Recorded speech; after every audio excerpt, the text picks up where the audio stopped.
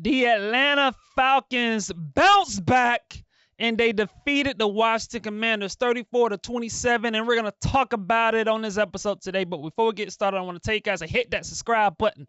Like, comment, and share, and tell a friend, and tell a friend, and tell a friend to support my channel.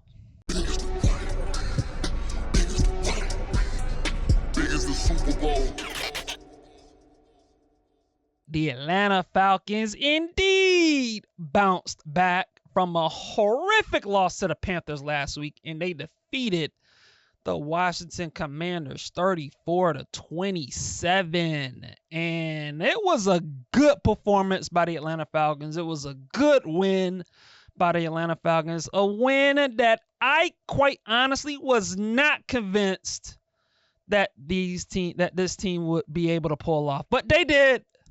They bounced back after a horrific loss to the Panthers, and I'm just, look, man, I admit this. I'm not over that loss to the Panthers, man. I'm sorry. I'm not over that loss, and it's gonna take a while for me to get over that loss to the Panthers. But again, like I said, they did bounce back and beat the Commanders, and this was all about the offense. This was about the Atlanta Falcons offense. The Falcons offense had 435 yards overall total. Michael Penix, I thought, played outstanding. It was a balanced attack. They ran the ball well. They ran the ball 37 times for 128 yards. I mean, this was a huge game, and Michael Penix, I thought, like I said, he played his best game of the season. And quite frankly, I would say he played his best game of his young career. I thought he was outstanding. Bijan Robinson, I just can't say enough about Bijan Robinson. Just what a special player. And I thought Drake London and Kyle Pitts showed out as well. Offensive line was solid. Just a good win. Good win. The defense, I thought, did just enough. Wasn't overly perfect, but you hold Washington to under 300 yards total offense. It's a good game. Good overall game by the Atlanta Falcons. But like I said, I want to start with Michael Penix. And I thought Michael Penix was outstanding. Outstanding. And like I said before, Michael Penix last week played awful. Played terrible. Played his worst game of his young career. And Michael Penix, after that game, could have moped, could have complained, could have blamed other people, could have done a whole bunch of stuff. But you know what he did? He went back in the lab. He watched film. He saw the mistakes that he did. And he came right back a week later after playing the worst game of his career. And he turned around and played the best game of his career. Michael Penix was outstanding and then some.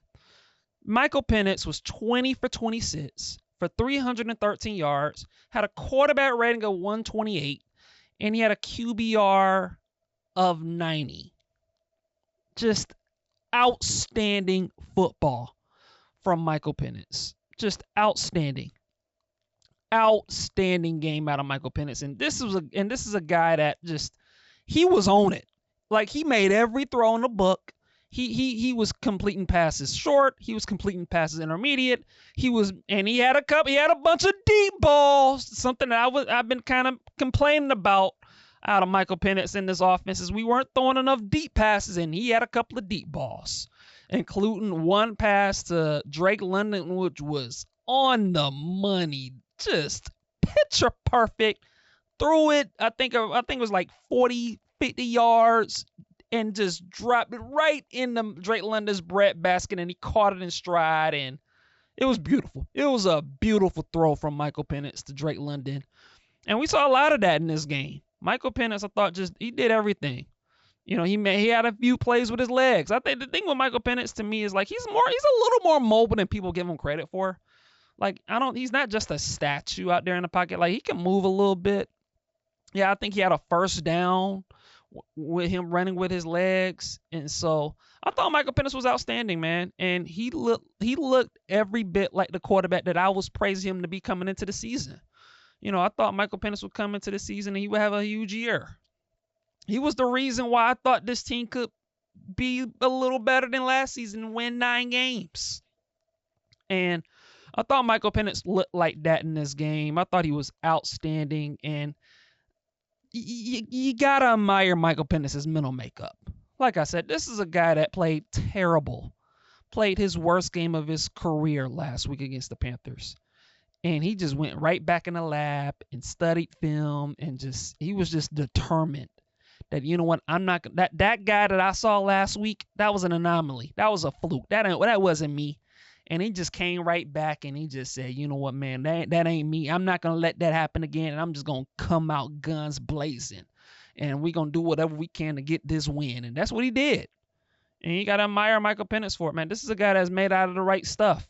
He's mentally tough. He doesn't allow a bad game to phase him. He's not going to lose his confidence. And he's just going to come right back and I'm going to deliver the goods and I'm coming out swinging, throwing punches. And that's what he did. And so Michael Penix, I thought, played outstanding football. And like I said, he was making plays with his arm, with his legs, and like he had a couple of nice ball throws to Kyle Pitts on third down. You know, he was accurate. He completed over 75% of his passes. And I want to give, like I said, man, Michael Penix was just he was unbelievable in this game. He looked. I compared Michael Penix before the year started. I compared him to a left-handed, black, stronger arm version of Matt Ryan. That was my comparison to Michael Penix. And he looked every bit as that in this game against the Commanders. He was poised. He was accurate. He pressure didn't phase him. He understood where to go with the football. He found open receivers. You know, now he had one bad pick in the game. And I think he admitted that the pick that he threw, he kind of short-mailed it, which he did. He tried to throw the ball over the linebacker to a receiver, and he short-mailed the throw, and he threw it right to the linebacker. That was a horrible pick on his part. But aside from that pick that he threw, he was outstanding. He was outstanding. He was picking apart the Commanders' defense. The Commanders had no answer for him, and he was letting it rip. And he was throwing with some confidence, with some conviction, with some accuracy. And he wasn't afraid, man. And I got to tip my cap to Michael Penix. He was outstanding in this game. But he wasn't the only guy that was outstanding for the Atlanta Falcons. I got to give a shout out to Bijan Robinson. He was outstanding as well. Shout out Bijan Robinson. And there's one thing I'm starting to learn about Bijan Robinson this season is this dude is becoming the best running back in football. Bijan Robinson is becoming the best running back in the entire NFL. Outstanding game out of Bijan Robinson. He had 17 carries for 75 yards, but him running the ball ain't the only thing he did. We saw some of his skill set as a receiver. This is a guy that had 4 catches for 106 yards. He was running routes, and Michael Penix was able to find him on some routes, you know, curl routes, slant routes, and he was able to make plays in that regard. But he also had a 68-yard reception when Michael Penix found him on the flat, and he was able to run away from Wagner, and he was able to just go coast to coast down the field. It looked like he was going to get a touchdown, but he got tackled by the defender. I think it was around like the 6 or 5 yard line or something like that. And so I thought Bijan was outstanding. And the thing with Bijan Robinson, man, just what a talent. This is a guy. I mean, when I'm watching Bijan Robinson, it's like I'm watching a video game when I'm watching this dude make plays. He's making plays as a receiver. He's making plays as a running back. He's juking, going back, spin move, spin-a-rooney, breaking tackles, moonwalking to the end zone. He was doing everything, man. Bijan Robinson, oh my God. What an electric player that this dude is becoming. Bijan Robinson he's just special. Like, and look, I'm gonna tell y'all this. I've been watching NFL football for over 25 years. And I gotta tell you, Bijan Robinson, when it comes to complete running backs go, I think Bijan Robinson is the most complete running back that I've seen since LaDainian Tomlinson back 20 years ago. And anyone who watched football back then, that was 2005 was all about the running back. You had dudes like the LaDainian Tomlinson. You had Priest Holmes, Sean Alexander, Jamal Lewis, Marshall Faulk. Uh, you know, Amon Green. I can go on and on and on.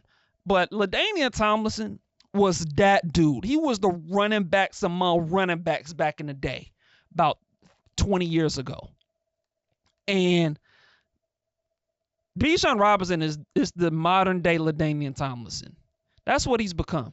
Just the way that he can make plays as a runner and as a receiver is unseen. It's rare. And Bijan Robinson is one of those dudes, man. He can make plays as a running back and as a receiver. And there's just not many dudes like this in the NFL that can make plays both ways. And Bijan Robinson can do this. And the way and you get him in an open field, you're not going to be able to bring this dude down. Like, it's going to take multiple dudes to bring this dude down because he can make you miss like no other. He can, like I say, he can juke, he can go back, spin move, truck you. He can do it all for a running back. And Bijan Robinson was able to do that against against the Washington. This is a dude that had over 180 yards, all-purpose yards. And so this was a dude, I think he had like 181, rushing and receiving combined. And he also had a touchdown. And so, like I said, man, shout out Bijan Robinson. Shout out Tyler Algier, the backup running back. He was able to make some plays and close the game out. When the Washington Commanders defense was tight, he was able to put the sledgehammer on break tackles and truck people. And so the running game was very good. It was a nice little run pass balance into this game. And for Zach Robinson, look, I've been critical of Zach Robinson. He actually did a nice job of utilizing some play action in this game. Something that every Atlanta Falcon fan has been begging for this dude to do for a while. You look at the touchdown that Michael Penix threw to Kyle Pitts. It was all play action. And so just a good game out of him as well. Just the overall offensive output. And like I said, I mentioned Kyle Pitts. Shout out Kyle Pitts. Shout out to Kyle Pitts as well, man. Kyle Pitts, he's been the most reliable receiver for the Atlanta Falcons this year up to this point through 4 games. He's been, in this game, he had 5 catches for 70 yards. Like I said, 5 catches for 70 yards. Kyle Pitts making plays, making contested catches, breaking tackles, running after the catch. He's, before the year started, Michael Penix was like, we're going to get Kyle Pitts the football today. We're going to throw Kyle Pitts the ball. We're going to see a lot more of that. And blah, blah, blah, blah, blah. Like, this is what Michael Penix was saying after the first day of training camp. And I roll my eyes. But so far, so good. So far, so good. Kyle Pitts has been balling, playing high-level football. And so I want to give a shout-out to Kyle Pitts for playing, balling out this season. I know it's a contract year for him, but he's been playing well. And Drake London. Where has this dude been the entire season? Finally, we got a Drake London sighting. 8 catches for 110 yards for Drake London. And like I mentioned before, he had a deep pass, a deep ball reception from Michael Penix, which I thought was just big time stuff. He had the diving catch on 3rd down to kind of seal the game. Michael Penix, not Michael, but Drake London was able to make some big time catches and showcase that this is a Pro Bowl caliber receiver. And I thought Drake London delivered as well. So look, man, all of the key important offensive players on this team on offense were all outstanding. Michael Penix was outstanding.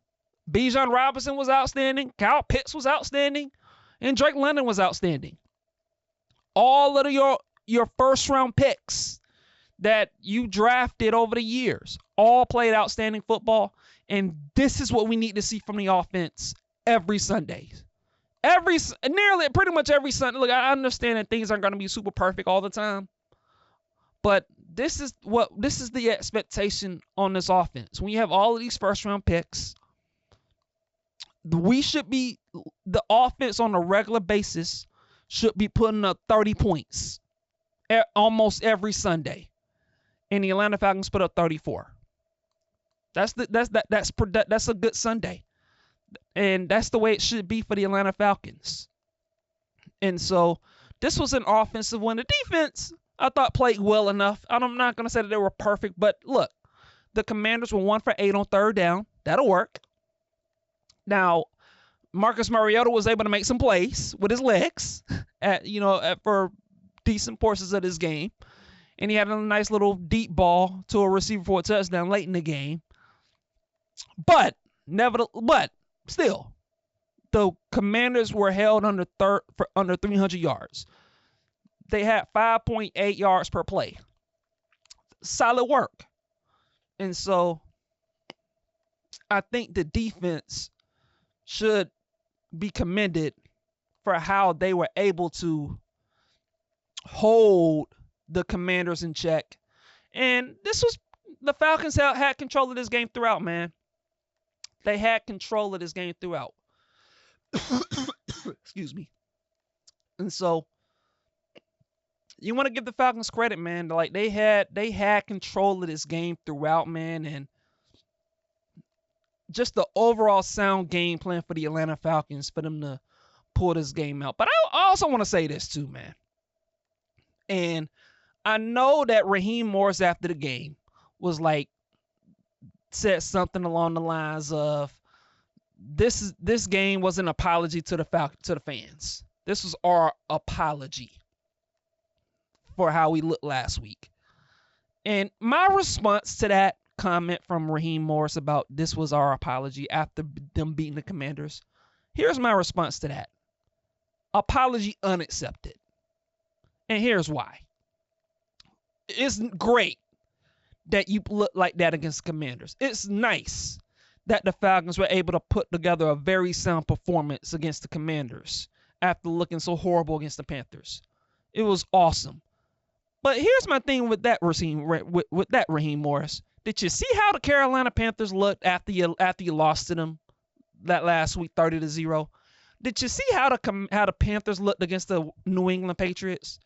Guess what the Panthers did against the New England Patriots? They lost 42-13. They came after looking so good last week. The Panthers came right back the following week, and they look like the same sorry, crappy Panthers that they've always been. They look like hot trash. And you lost to them last week. Look, I get it. Week to week. I get it. But the Panthers are not a good football team. They're a trash team. They're one of the worst teams in the league. And I'm sorry, but it's going to take me a while for me to get over a game like that. It's going to take multiple games. It's going to take a lot more than one nice performance against the Commanders without their starting quarterback for me to feel great about what this team is at. And look, the Falcons have a bye coming up, and look, we gonna have to get some guys back healthy. Well, AJ Terrell, we need him back healthy. Darnell Mooney, hopefully his hamstrings are fine tuned and he can rest them. But here's my message for the Atlanta Falcons. I need to see some consistency. I need to see some consistency from this team. I need to, because I'll be honest, I was not convinced that the Falcons could win that game against the Commanders. I was not coming in. I'm like, the way that they looked against the Panthers, I'm like, man, this team just don't got it. But they showed me that they got it a little bit. They showed me that they got something inside of them. But I want to see some consistency from the Falcons, man. I need to see them build on this. And in order for me to accept this apology from Raheem Morris, I need to see this team go into this bye rested, and after the bye, they need to show me that they can build on this and beat the Buffalo Bills and then beat the San Francisco 49ers. Two pretty good football teams, by the way, Buffalo especially. I want to see this team build on some momentum, build on some consistency. Show me that, you know what, Maybe that loss to the Carolina Panthers was something that this team needed. Maybe that this was a wake-up call. And look, they bounced back 1 week later. I want to see them do it again. After this bye, do it again. Beat the San Francisco 49ers, and then do it again. Beat the Niners the following week after that, 3 weeks from today. Do it again. Be consistent. I don't want this roller coaster of a fact of looking good 1 week, looking trash the next week, looking good 1 week, bad the next week, good, bad, good, bad. I don't want a roller coaster here when it comes to the Falcons. I want to see some consistency from this team moving forward. I want to see the offense, the way that the offense looked against the Commanders. That needs to be a weekly occurrence. That's just the way it is. And this team has the talent to be one of the best offenses in the league. Bijan Robinson, like I said before, I think this dude's the best running back in football. I've been an Atlanta Falcon fan for 25 plus years. The Atlanta Falcons have had a lot of really good backs. None of the backs that I mentioned are as talented as Bijan Robinson. The Falcons have had Michael Turner. They've had Devontae Freeman. They've had Warrick Dunn. TJ Duckett,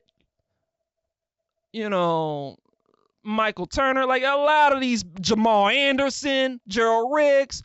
The Falcons have had a lot of really good, talented backs over the years. None of these backs that I mentioned are on the level of Bijan Robinson from a talent standpoint. Bijan Robinson is the real deal.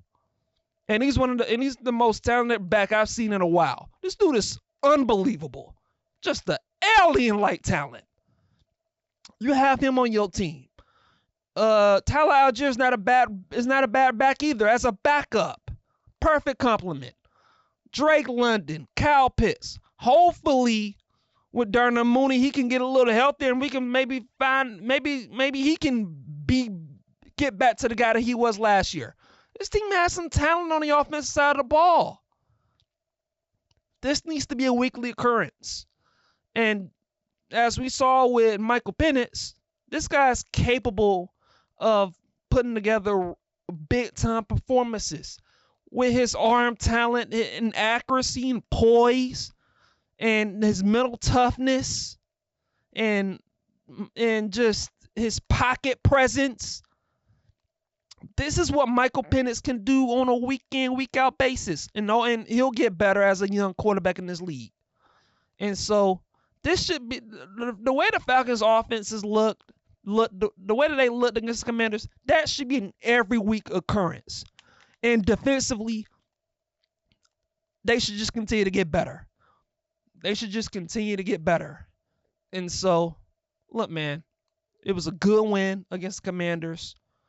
As far as Raheem Morris's comments about, issuing the fan base an apology, look, I respect it.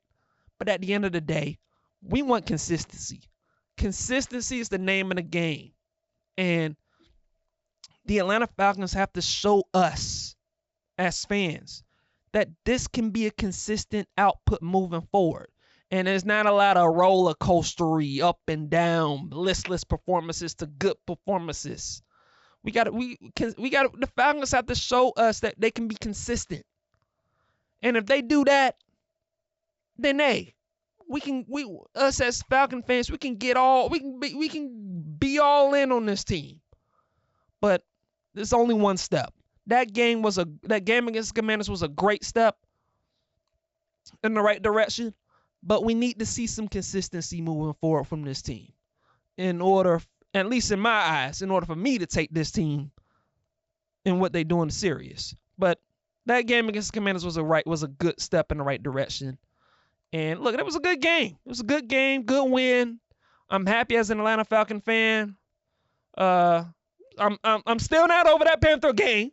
Like I said, I'm not over that loss to the Panthers. I'm not over it. I'm not over that. 30-0 to the Panthers. Ugh. Like I said, man. Yeah. Losing that game is like having a kid just do something real dumb, and then you just gotta put put them on punishment for a month.